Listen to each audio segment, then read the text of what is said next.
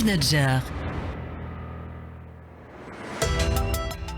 L'actualité diplomatique vue d'Israël. Bonjour Simon Serroussi. Bonjour. Et merci d'être avec nous. Vous êtes le porte-parole de l'ambassade d'Israël à Paris. On va discuter avec vous de la situation dans le sujet du nucléaire iranien. On l'a appris hier, les États-Unis jugent non constructive la réponse iranienne à la proposition déposée par l'Union européenne au début du mois d'août dernier. Une évaluation qui pourrait, on l'a dit tout à l'heure avec Pascal, repousser la perspective d'accord, alors que Joseph Borrell, le négociateur européen, évoquait l'imminence d'un nouvel accord avec Téhéran. C'est une bonne nouvelle pour Israël ?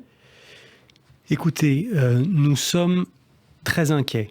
Nous sommes inquiets parce que la possibilité d'un accord permettrait à l'Iran d'obtenir des ressources qui seraient quasi instantanément redistribuées vers les différents groupes terroristes de la région. On parle de plusieurs dizaines, voire centaines de milliards de milliards de dollars d'avoir débloqués, qui seraient donnés quasiment instantanément à l'Iran et qui donc permettraient à l'Iran de déployer encore plus qu'aujourd'hui ces tentacules terroristes à travers la région et de continuer à déstabiliser en Syrie, au Liban, en Irak, au Yémen et j'en passe, avec un objectif principal qu'on connaît, qui est la destruction de l'État d'Israël. Donc nous sommes bien sûr extrêmement inquiets à la perspective d'un mauvais accord. Et d'après les premiers éléments, l'accord qui est en train d'être négocié est un mauvais accord. C'est ce que nos officiels ont répété à chaque moment où ils se sont exprimés. Nous ne sommes pas forcément opposés à un accord. Nous sommes opposés à un mauvais accord. Nous sommes opposés... Qu'est-ce que serait un bon accord selon la perspective israélienne ? Un bon accord serait un accord qui empêcherait de façon claire et inscrite dans le temps, c'est-à-dire de façon permanente, qui empêcherait l'Iran d'avancer sur 3 points fondamentaux. Premièrement, son programme nucléaire, c'est-à-dire qu'un accord qui empêcherait l'Iran d'obtenir la bombe atomique et de devenir un pays du seuil, qui a la capacité de l'obtenir de façon rapide. Mais aussi... Ça supposerait de détruire notamment, en tout cas de bloquer les centrifugeuses de nouvelle génération, d'exporter l'uranium enrichi ces dernières années. Sans rentrer dans les détails, bien sûr, toute la question de l'enrichissement de l'uranium est clé dans ce point.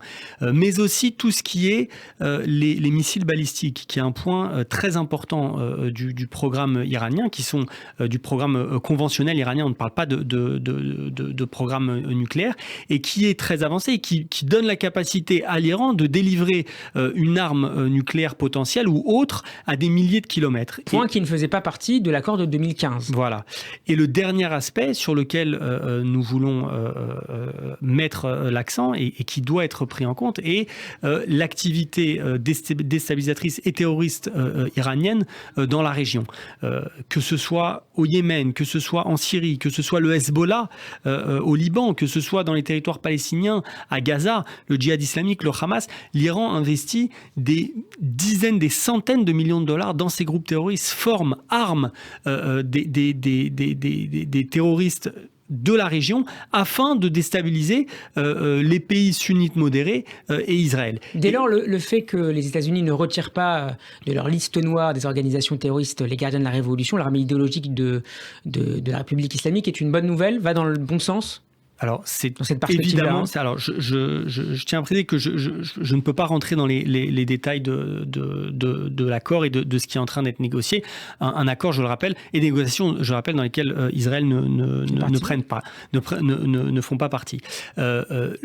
L'organisation des gardiens de la Révolution est une organisation terroriste. C'est un fait. C'est un groupe qui est responsable d'attentats à travers le monde, pas seulement au Moyen-Orient, dans les pays occidentaux aussi, de près ou de loin, qui est lié à des attentats terroristes qui ont fait des dizaines de morts, des centaines de morts, y compris occidentaux, y compris israéliens et juifs. Donc c'est une organisation terroriste et elle doit être traitée comme telle. C'est quelque chose d'essentiel. Merci beaucoup Simon Serroussi d'avoir été avec nous. Je rappelle que vous êtes le porte-parole de l'ambassade d'Israël à Paris. Interview à réécouter notamment et à voir, à visionner sur la page YouTube de la radio. Shabbat Shalom à vous. Shabbat Shalom.